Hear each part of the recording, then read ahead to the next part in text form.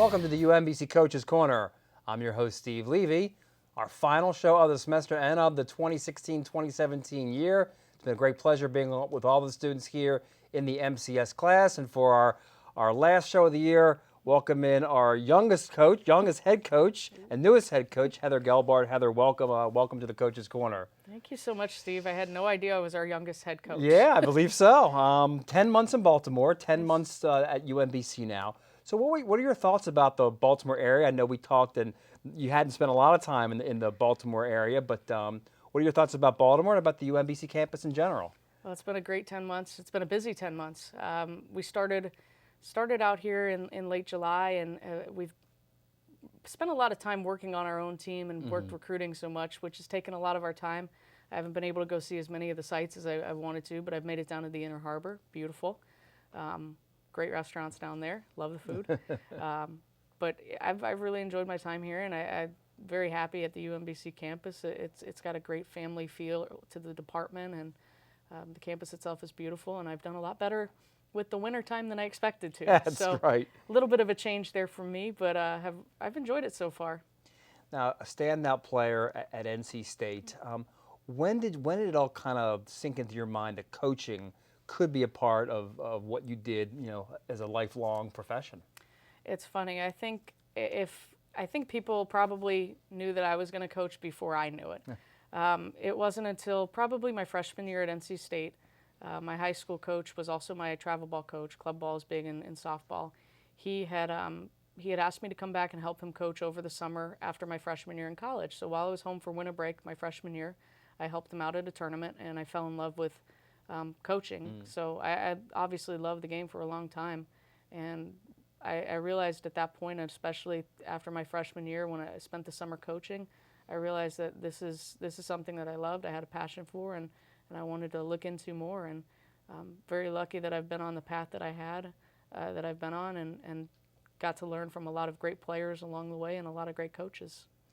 Now, as we mentioned, you hired it back in July, so you come in basically and you inherit a team. Really, none of your players that you have recruited in the past, come to UMBC. So I know that sometimes can be a very difficult situation. You seem like you guys handled it really well. How has it gone? Kind of inheriting that group of young ladies that was already here, and kind of give us a brief summary of how your spring season's gone. Well, I've got to give all the credit to the players. They've been very open to everything we do, and that takes a lot of security on their end and a lot of confidence. We've got a great team. We've had a lot of very good senior leadership that helped us in the transition period especially. One of the things our staff is big on is family. So I wanted these kids to know right from the beginning. I can understand where a coaching change would be very, very scary experience for somebody that's in school here, all the kids that were being recruited here that were going to be freshmen, and some of the kids that had committed to us verbally. So one of the first things I wanted to do is start reaching out to them, making relationships with them, letting them get to know me, getting to know them, and just explaining, letting them kind of understand my philosophies, where I'm coming from, some of the experiences I've had in the game that have brought me to where I am now, and why I feel the way about the game and different things. But really bringing that family atmosphere was huge for us. So, but I really have to give the credit to all of the girls for getting on board and buying into what we've been doing and kind of changing the culture a little bit. Spring season, it's kind of been, I don't think you can wrap it up in just one word or one phrase.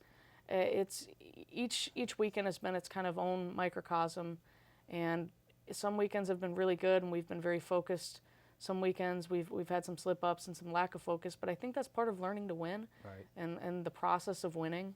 Coming off right now a series loss to Albany, but that's also coming off the series before that where we were on fire against Stony Brook, which is a really good conference team. And realistically against Albany, I still think we played very well, and we did enough to win, and we just didn't get enough of the bounces. And that's part of the process of learning to win, is we're going to have to learn how to make our own luck, right, in a lot of ways. What are your impressions of America East in general from a softball standpoint? I think it's a pretty good conference. There's a lot of parity this year, it seems like. 1 through 7 are very strong softball teams, well coached.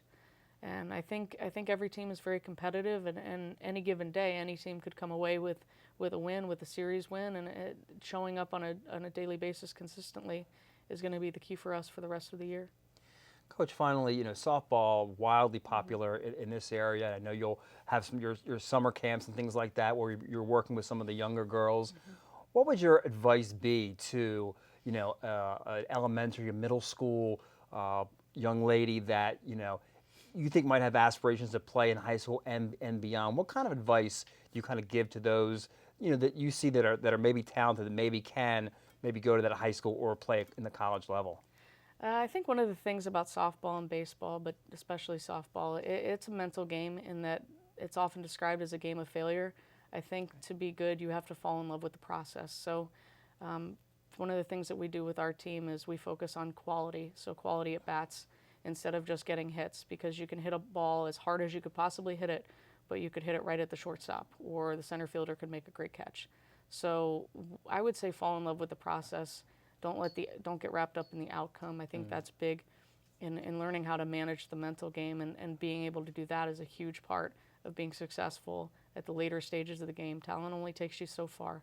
So being able to understand the mental side of the game and being able to be consistent, I keep going back to the word consistent, I think the mental part and being very process oriented is a big part of that. Well, Coach, we certainly really appreciate your first visit here. Best of luck as you come down the stretch in the America East, and certainly in the America East tournament in the middle of May. Thank you, Steve. Appreciate it, and appreciate you guys having me. Once again, the softball team wraps up its season. First weekend in May is a big weekend at home against Hartford, so try to catch those games. If you can't catch those games, make sure you stay in touch with UMBC softball and all the Retriever programs by just going onto the website at www.umbcretrievers.com. For the UMBC Coaches Corner, in the finale, I'm Steve Levy.